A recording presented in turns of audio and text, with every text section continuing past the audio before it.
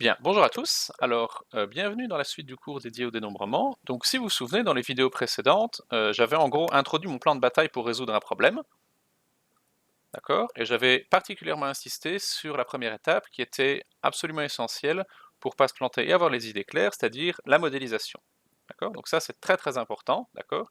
Et on avait vu deux grands principes, c'était les arbres et ensuite ce que j'ai appelé les codes, ok? Alors, on avait vu que la deuxième étape, j'avais annoncé que le but du jeu, c'est quand on avait un problème compliqué, il fallait le découper en sous-problèmes, qui sont plus simples. Alors la troisième étape, comme j'ai dit, c'était résoudre les sous-problèmes. Ok. Et la quatrième étape, enfin, c'était réassembler les solutions. Parce que, comme j'ai découpé et que j'ai résolu plein de petits problèmes, il faudrait bien que je retrouve la solution du problème original. Ok. Et alors dans cette vidéo, on va s'attaquer à ces étapes-ci, la deuxième et la quatrième en même temps, d'accord? Et ensuite, on terminera avec l'étape 3, où on verra tout ce qui est arrangement, combinaison, etc. D'accord? Bien, alors allons-y. Donc la première chose que je voudrais bien vous montrer, donc, c'est quand est-ce que, donc il faut savoir que quand on réassemble des solutions, les étudiants ne savent jamais trop quand est-ce qu'il faut faire un fois, quand est-ce qu'il faut faire un plus, un divisé, etc. Ok. Et alors cette partie-ci, en l'occurrence, on va s'attaquer à une question qui est très très simple, c'est quand on réassemble les solutions, quand est-ce qu'on fait un fois?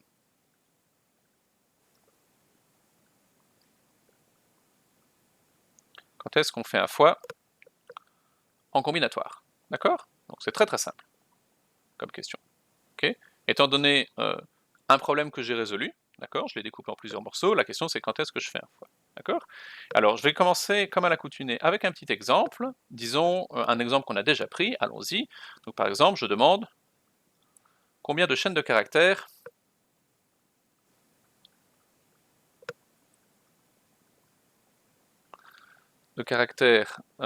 binaires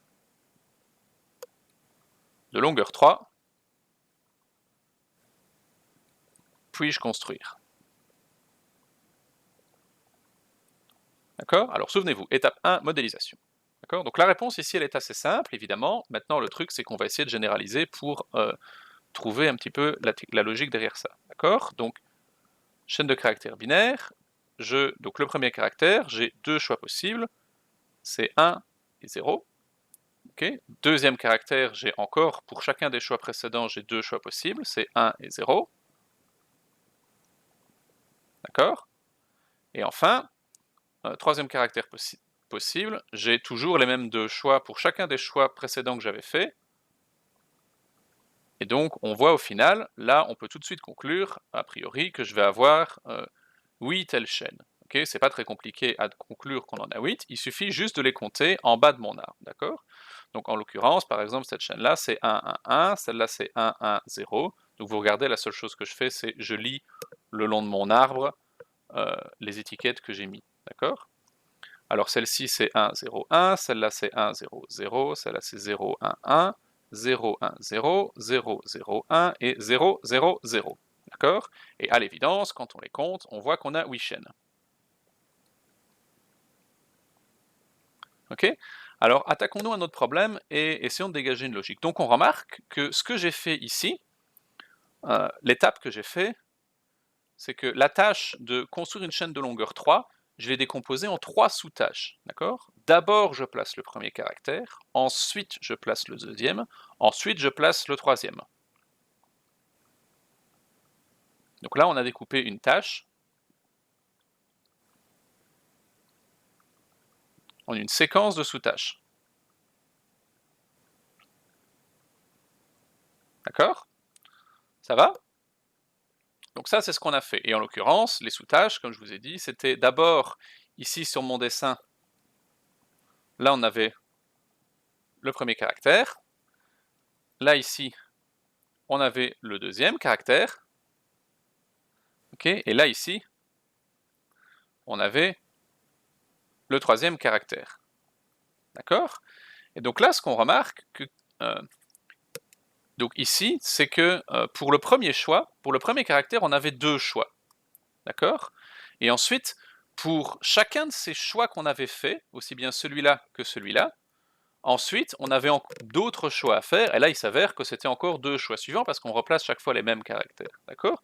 Donc ce qu'on remarque ici, c'est qu'au final, la règle qu'on peut déduire ici, c'est simplement de se dire, d'accord, alors si je découpe une tâche en 2 sous-tâches, et que j'ai m façons de faire la première et n façons de faire la deuxième, alors il suffit de multiplier.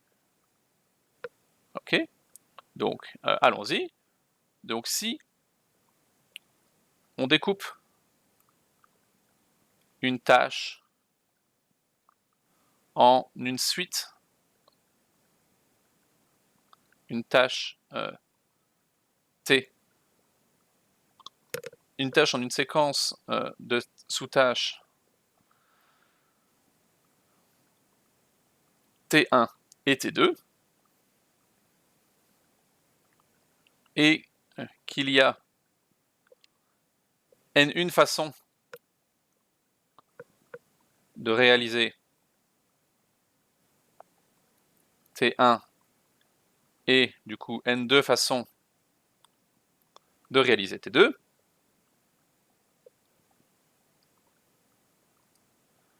alors, eh ben, il y a n1 fois n2 façons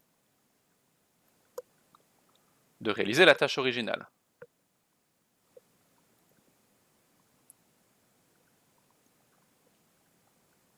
D'accord? Pourquoi ça? Ben, là, en fait, si je fais juste mon arbre, on voit ici que,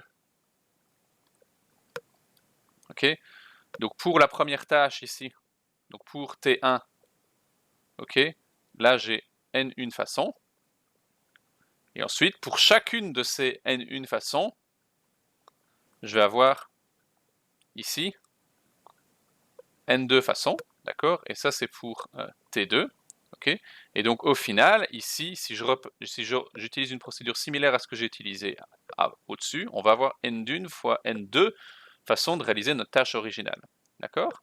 Si on essaye de voir ça en termes ensemblistes, en fait, c'est la même chose, c'est essayer de se calculer, par exemple,